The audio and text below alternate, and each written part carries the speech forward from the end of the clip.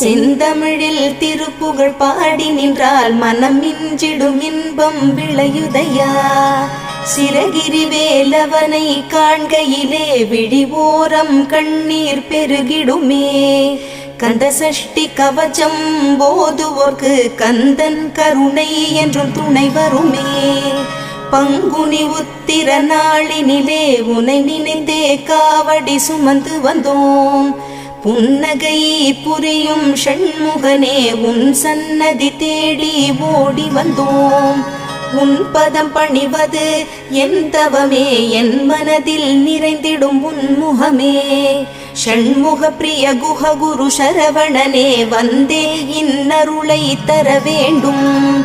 தென்பழனி மலையில் ஆண்டி முகம், சென்னி மலையில் முருகனின் கருணை முகம்.